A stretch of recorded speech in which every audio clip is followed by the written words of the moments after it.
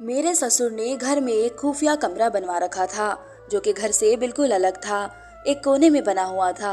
अगर कोई भी औरत बीमार होती तो मेरे ससुर उसे 10 दिन के लिए उस कमरे में बंद कर देते थे और फिर 10 दिन बाद वह औरत ठीक हो जाती थी। मैं ये सब देखकर बहुत हैरान होती थी कि मेरा ससुर तो खुद टीबी का मरीज था, तो फिर वह अपना इलाज क्यों नहीं करता। वह उन औरतों को भी तो उस कमरे में बंद कर देता है, तो फिर वह खुद भी इस कमरे में क्यों नहीं रह जाता। ये सब बातें मुझे रोज परेशान कर रही थी, लेकिन मैं अब तक खामोशी से काम लेती आ रही थी क्योंकि मैं अपने घर के माहौल को खराब नहीं करना चाहती थी। लेकिन मेरे अंदर एक पहाड़ बन चुका था जिसे हल करना मेरे लिए रोज मुश्किल होता जा रहा था। अब फिर थक कर मैंने आज अपने घुटने टेक दिए। आज शाम को जब एक बीमार औरत दरवाजे पर आई तो मैंने उसे बैठने को कहा और अपने ससुर को बुलाने चली गई। मेरा ससुर उस वक्त अपनी साधना में लीन था। मैंने ससुर की साधना खत्म होने का इंतजार किया और वहीं बैठ गई। मेरी सास बाहर बैठी अपने काम में मसरूफ थी। ससुर ने मुझे देखा तो मैंने कहा कि बाबा, बाहर एक बीमार औरत आई है, आपको पूछ रही है। आ रहा हूँ बेटा, ससुर ने उठते हुए कहा और कमरे से बाहर निकल आए। मैं भी ससुर के पीछे कमरे से बाहर निकली, लेकिन औरत के पास जाने की बजाय किचन में चली गई। वहां से बाहर का मंजर साफ नजर आ रहा था। मेरा ससुर उस औरत के सामने बैठा था जबकि उसकी औरत की मेरी तरफ पीठ थी। वह मेरे ससुर से कुछ कह रही थी। ससुर सर हिलाता उठा और इस औरत को साथ आने का इशारा किया। सहन से गुजरते हुए ससुर घर के उस हिस्से की तरफ गए और उस कमरे का ताला खोलकर उस औरत को अंदर भेज दिया और फिर से ताला लगाकर बाहर आ गए। बाबा, उस औरत को खाना देना है, मैंने ससुर से पूछा तो उन्होंने मुझे नरम नजरों से देखा और नहीं में सिर हिलाकर जरूरी काम का कहकर घर से बाहर चले गए। मैंने उलझन से बंद कमरे को देखा था। आखिर ऐसी भी क्या बात है उस कमरे में, बीमार औरतें वहां जाकर ठीक हो जाती है। मैंने सोचा और फिर से सास को देखा जो अभी तक बैठे अपने कामों में मसरूफ थी। सास की मौजूदगी में मैं कभी भी उस कमरे को तो नहीं जा सकती थी। मुझे रात तक इंतजार करना पड़ेगा। इतने में मैंने अपना सारा काम खत्म कर लिया और मैं कमरे में आ गई। बाहर दरवाजे पर दस्तक हुई तो मैं दोबारा उठी और बाहर आ गई। गुजरते हुए मैंने देखा कि दरवाजा खुला तो सामने मेरा पति खड़ा था। वह अंदर आए और अपनी माँ के पास बैठ गए। मैं भी पानी लेकर वहीं पड़ी कुर्सी पर बैठ गई थी। पापा किधर है? ससुर की गैर मौजूदगी को महसूस करते हुए उन्होंने पूछा था। मेरे बोलने से पहले ही मेरी सास बोल उठी, तेरे पापा काम से बाहर गए हैं, मरीज आई है आज इसलिए। अच्छा सही है, हाँ चल तू खाना खा ले, थका हुआ आया है। तभी मेरी सास ने पति से कहा और कमरे में चली गई। पति भी उठता कमरे में फ्रेश होने चला गया।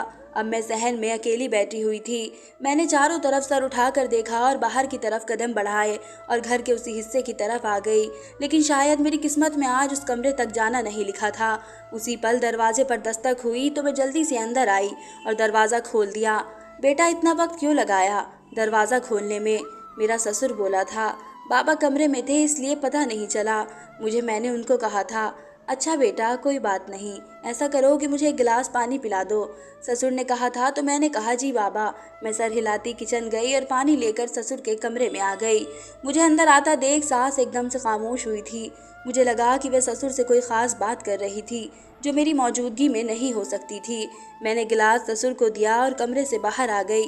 सास ससुर से हल्की आवाज़ में फिर से बात करना शुरू हो गई। मुझे अंदाज़ा हुआ तो मैं दरवाजे के पास ही खड़ी हो गई। सास की आवाज़ इतनी हल्की थी कि मुझे एक लफ्ज़ भी समझ नहीं आया था, लेकिन मेरे जहन में परेशानी बढ़ती जा रही थी। खाने के बाद सब अपने अपने कमरे में चले गए तो मैं भी काम खत्म करती कमरे में आई। पति मोबाइल पर बिजी थे। मैं सोफे पर बैठ गई और उन्हें गौर से देखा। क्या सब घर के इंसान उस कमरे के बारे में जानते थे या सिर्फ मैं ही उस कमरे के अंदर के किस्से से अनजान थी? मैं अपनी सोचों में गुम थी। ऐसे क्या देख रही हो? मुझे अपनी तरफ देखता पाकर पति मोबाइल से नजरें उठाकर बोले, एक बात पूछूं आपसे? मैंने हाथों को रगड़ते कहा। तो उसने कहा, हाँ पूछो। आप जानते हैं उस कमरे में क्या होता है? उस कमरे के बारे में जानते हैं? मेरी बात सुनकर पति ने फिर से मुझे देखा और हंस दिए। मैं उनकी हंसी की वजह नहीं समझ पाई थी। मैंने कोई मजाक वाली बात तो नहीं की जो आप हंस रहे हैं। तुमने बात ही ऐसी की है। मैं हंसूं नहीं तो और क्या करूं? वह हंसी रोकते बोला था और फिर बोला, कितना बड़ा कमरा है, सबको ही नजर आता है, तुम भी ना अजीब बात करती हो। सर को नहीं में हिलाते वह बोला था, अच्छा ये कमरा कब से बना हुआ है? मैंने एक और सवाल पूछा तो वह गहरी सांस लेकर बोले कि मैं शहर से बाहर पढ़ने गया था, जब वापस आया तो एक कमरा बना हुआ था। तो आप कभी इस कमरे में गए हैं? नहीं, पापा की इजाज़त नहीं है। अच्छा, पति की बात सुनकर मेरा चेहरा लटक गया था।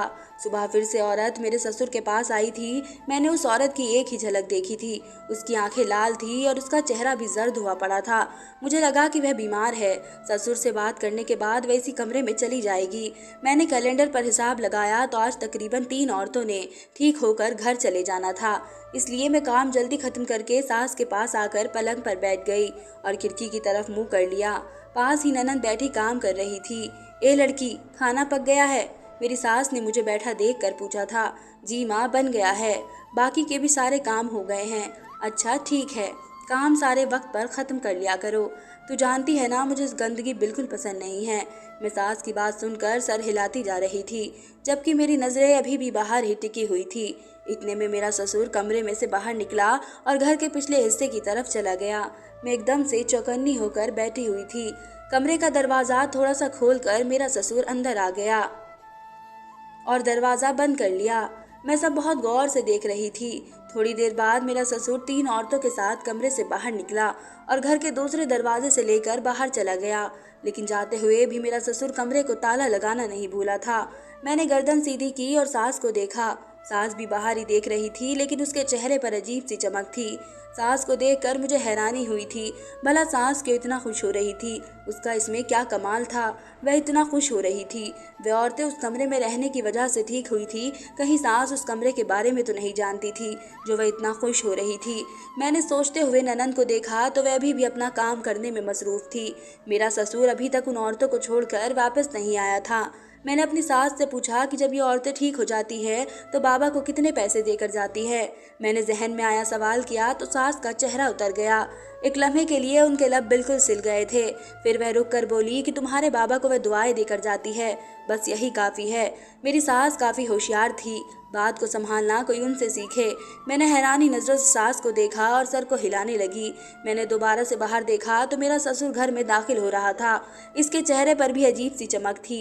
मैंने सोच लिया था कि आज रात को हर सूरत उस कमरे तक पहुँच कर ही रहूँगी। इसलिए जैसे ही रात हुई तो मैं सबके सोने के बाद कमरे से बाहर आई और सहन की तरफ आ गई। लेकिन ससुर को वहाँ देखकर मेरे होश उड़ गए। वह उस वक्त वहाँ क्या कर रहे थे? मैं दीवार के साथ चुप कर खड़ी हो गई और ससुर को देखने लग गई। मेरा ससुर कमरे से बाहर निकल रहा था। वह पूरा पसीने में भीगा हुआ था, जबकि उसकी कमीज के बटन भी टूटे हुए थे। ससुर को उस हालत में देखकर मेरा सर चकरा उठा था। ये ससुर का एक गलत राज था जो मुझ पर खुला था। मुझे ठंडे ठंडे पसीने आने लगे थे। मैंने हाथ से अपना चेहरा साफ किया और ससुर की नज़र पड़ने से पहले ही कमरे में आ गई।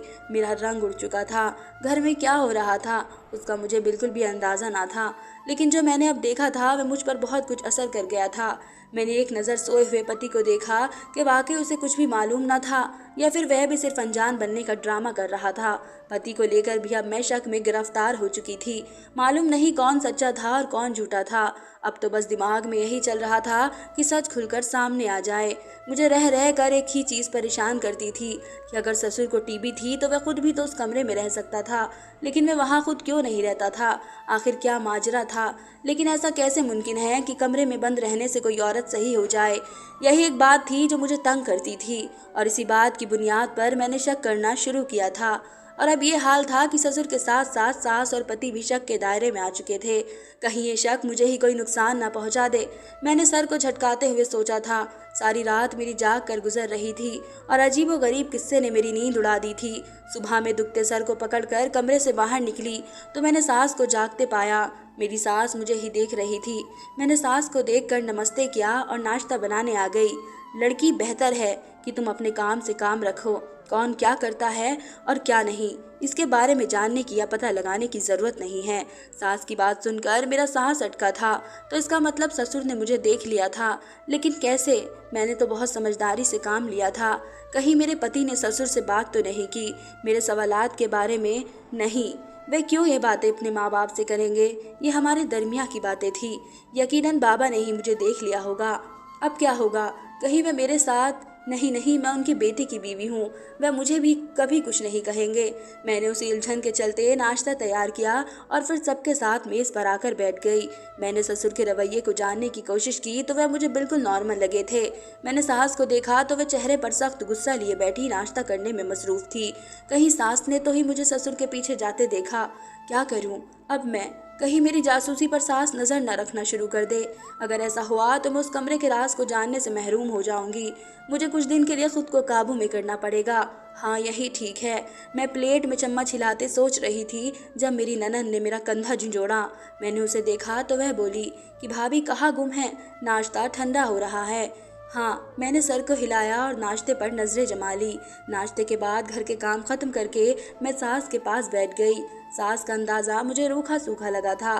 सास का अंदाज़ा मुझे यही लगता था कि सिर्फ उन्हें यही मालूम है कि रात को मैं ससुर के पीछे गई। लेकिन मुझे अब ये बात तंग कर रही थी। अगर सास ससुर के बारे में जानती थी कि वह क्या करता है तो फिर उनके साथ क्यों रह रही थी। मैंने सास को देखकर सोचा था, दिन भर मेरे जहन में अलग अलग तरह के सवाल आते रहते थे। मैंने खुद को बहुत मुश्किल से उस कमरे की तरफ जाने से रोका था। शाम को जब मेरा पति घर आया तो ससुर को घर पर ना पाकर माँ से बाबा के बारे में पूछा तो माँ ने कहा कि बाहर गए हैं, काम था कुछ। माँ की बात सुनकर पति ने कहा कि लेकिन माँ, तुम जानती हो कि बाबा को पहले ही टीबी है, अगर धूल मिट्टी से उन्हें और खांसी हो गई। पति की बात सुनकर मैं एकदम चौंक सी गई थी। मुझे ऐसा ख्याल पहले क्यों नहीं आया। मैं कैसे ये बात भूल गई, परेशानी से मैंने सोचा। बड़ी तेजी से कुर्सी से उठती अंदर कमरे में आई और इंटरनेट ऑन करके टीबी के बारे में सर्च किया। टीबी के लक्षण और इलाज के साथ उसका एहतियात लिखी हुई थी। मैंने वह खोल कर देखा तो हर चीज़ मौजूद थी। मैंने फ़ोन बंद करके मेज़ पर रखा और बिस्तर पर बैठ गई। पति की बातों ने मेरी सोच को एक नया रूप दिया था। मेरे ससुर को टीबी काफ़ी देर से थी, लेकिन मैंने एक बार भी उन्हें दवाई लेते खुद से नहीं देखा था। मेरा पति जब भी उनसे दवा का पूछता तो वे कह देते थे कि मैं खुद ले आया हूँ, तुम काम से देर से आते हो। सोचते सोचते मैं कमरे से बाहर निकली तो बाबा को सामने पलंग पर बैठे देखा। वह बहुत खांस रहे थे। उन्होंने रुमाल मुंह पर रखा हुआ था। क्या वाकई मेरे ससुर को टीबी थी? अगर टीबी थी भी तो वह सावधानी से काम क्यों नहीं लेते थे? मैंने ससुर को देखते हुए सोचा और फिर ननंद को देखा। वह पानी का गिलास ससुर को पकड़ा रही थी और साथ ही दवा भी निकाल कर दे रही थी। मैंने हैरानी से ससुर को देखा था। अभी तो वह दवाई के बारे में सोच रही थी और अब मेरा ससुर मेरे सामने बैठा दवाई खा रहा था। रात को मैं ननंद के कमरे में गई तो वही किताबों में सर दिए बैठी थी। मुझे देखकर उसने किताबें इकट्ठी की और मुझे बैठने का कहा। कुछ देर तो मैं बैठी ननंद से बातें करती रही थी। फिर मैंने आहिस्ता आहिस्ता बातों का रुख कमरे की तरफ किया। एक बात तो बताओ। जी भाभी पूछें। ये कमरा कब से बना हुआ है? मतलब क्या तुम्हारे सामने बना था? जी भाभी, मेरे सामने ही बना था। बाबा ने ये कमरा इसलिए घर से अलग बनाया था कि घर में कोई भी दाखिल ना हो सके। सही में, मैं ननंद की बात सुनकर कहा और फिर पूछा कि तुमने वह कमरा कभी देखा है? तो उसने कहा कि नहीं, कभी भी नहीं देखा। बाबा ने सख्ती से मना किया था वहाँ जाने से। अच्छा, कितने बात मानने वाले थे दोनों बहन भाई। बाप ने जाने से मना किया तो फौरन मना हो गई। मैंने दिल में सोचते हुए ननंद को देखा और उसे सोने का कहकर कमरे में आ गई। सहन से गुजरते हुए मैंने एक बार फिर कमरे की तरफ देखा तो मैं ठहर सी गई, लेकिन फिर सास का ख्याल आते ही मैंने खुद को वहां जाने से रोका और कमरे में आ गई। लेकिन आज की रात भी ननंद मेरी आंखों से कोसों दूर थी। रात का न जाने कौन सा पहर था जब मुझे बाहर हलचल महसूस हुई। मैं उठी और पति को देखा, वह सो रहा था। मैंने कमरे से बाहर निकलकर देखा तो ससुर को उस कमरे के बाहर खड़े पाया। ससुर किसी औरत का बाजू दबेचे हुए थे। इतनी दूर से भी, इतने अंधेरे में भी मैं ये देख सकती थी कि वह औरत रो रही थी और नहीं में सिर हिला रही थी, जबकि मेरे ससुर के चेहरे पर सख्त अंदाज थे। ससुर ने उस औरत को कमरे की तरफ धकेला और खुद भी अंदर दाखिल होकर कमरे का दरवाजा बंद कर लिया। बस बहुत हो गया। मेरी बर्दाश्त की हद खत्म हो चुकी थी। अब मुझे वाकई में किसी हालत में भी ससुर के राज के बारे में जानना था, लेकिन ये सब बहुत एहतियात से करना पड़ेगा क्योंकि मेरी सास बहुत ज़्यादा होशियार थी। सुबह होते ही मैं सबके उठने से पहले ही उस कमरे के पास गई और सामान रखकर सबके जागने से पहले वापस आ गई। सारा दिन काम करने के बाद जब रात हुई और सब सो गए तो मैं मोबाइल लेकर वॉशरूम में आ गई। वहाँ आकर मैंने मोबाइल ऑन किया। मैं जानती थी ससुर रोज़ की तरह उस कमरे में जाएंगे। फिलहाल तो अभी तक स्क्रीन काली ही नज़र आ रही थी, लेकिन चंद मिनटों बाद कमरे का दरवाज़ा खुला और कमरे की बत्ती जली। जैसे ही कमरे की लाइट जली, मेरे हाथ से मोबाइल छूटते छूटते बचा था। मेरा दिल एकदम काँप रहा था। मैंने दीवार का सहारा लेकर खुद को संभाला और फिर से मोबाइल की तरफ देखा। मेरा सांस फूलने लगा था। मेरे हाथों से निकलता पसीना बार बार मेरे हाथों से मोबाइल को सरका रहा था। मैंने मोबाइल को मजबूती से पकड़ा और आगे देखा, हर चीज़ मेरे सामने थी। मेरा जिस्म हौले हौले काँप रहा था। मैंने हाथ की हथेली से अपनी आंखें रगड़ी और मोबाइल को देखा। मुझे आगे देखने की हिम्मत नहीं हो रही थी। मैंने मोबाइल की स्क्रीन बंद की और वॉशरूम से निकलकर कमरे में आकर बैठ के एक कोने पर टिक कर बैठ गई। मेरी आंखें अभी भी भीगी हुई थी। हर चीज़ धोखा थी। वे साधना करते थे और लोगों का मुफ्त इलाज, सब झूठ था। सारी रात मैं एक ही पोजीशन में बैठी हर मामले पर गौर करती रही थी। सच सामने आने के बाद क्या उनकी साधना रद्द होगी? मुझे इसकी भी फिक्र थी, लेकिन एक फैसला मैंने किया था, इससे मेरे रिश्ते पर क्या असर पड़ेगा, मुझे इसकी भी फिक्र थी। रात होती जा रही थी कि एक इंतज़ार के बाद सुबह सबसे पहले मैंने पुलिस को कॉल की थी। आज छुट्टी का दिन था, इसलिए सब अभी तक सो रहे थे। चंद मिनटों बाद पुलिस की गाड़ी घर के सामने रुकी तो मेरे ससुर ने बाहर का दरवाज़ा खोला। अचानक से पूरे घर में शोर मच चुका था। कमरे के दरवाजे पर माँ ने जोर जोर से दस्तक दी तो मेरा पति हड़बड़ा कर उठा और मुझे देखा। दरवाज़ा क्यों नहीं खोल रही तुम? मैं नहीं खोलूंगी। मेरे पति उठे और दरवाज़ा खोला। जैसे ही दरवाज़ा खुला तो मेरी सास मुझे गालियाँ बकना शुरू हो गई। मेरा पति भी हक्का बक्का खड़ा घर में खड़ी पुलिस को देख रहा था। मैं बिस्तर से उतरी और सास को देखा तो उनको पुलिस कांस्टेबल ने पकड़ रखा था। वे अपने आप छुड़वाने की कोशिश करती मुझ पर झपटने को तैयार थी। पुलिस ने आगे बढ़कर मुझसे मेरी ननंद का पूछा तो मैंने उसके कमरे की तरफ इशारा किया। पुलिस वहां पहुंची तो मेरी ननंद दरवाज़ा नहीं खोल रही थी। पुलिस दरवाज़ा तोड़कर अंदर गई तो मेरी ननंद अंदर बेहोश पड़ी थी। ननंद को अस्पताल पहुंचाकर ससुर और सास को पुलिस वाले लेकर चले गए थे। ससुर ने अदालत में अपने तमाम जुर्म कबूल कर लिए थे कि किस तरह से वे कॉलेज के लड़कों के साथ मिलकर औरतों को फंसाते थे और फिर उन्हें किस तरह से धमकाकर उस कमरे में ले जाकर उनकी वीडियोस बनाकर वे आगे बेचा करते थे। ससुर ने बताया कि उन तमाम औरतों में कुछ बेवा थी जो कि बहुत मजबूर थी और कुछ लड़कियां थी जो पैसों के खातिर वहां आया करती थी। वीडियोस बनाने के बाद मेरा ससुर उन्हें कुछ पैसे देकर भेज दिया करता। मेरी सास भी इस काम में बराबर की हिस्सेदार थी। ससुर ने यह भी बताया कि उसे कोई टीवी नहीं थी। ये सब तो एक बहाना था ताकि किसी का भी उस पर शक न जाए और सबको यही लगे कि वह खुद भी बीमार है।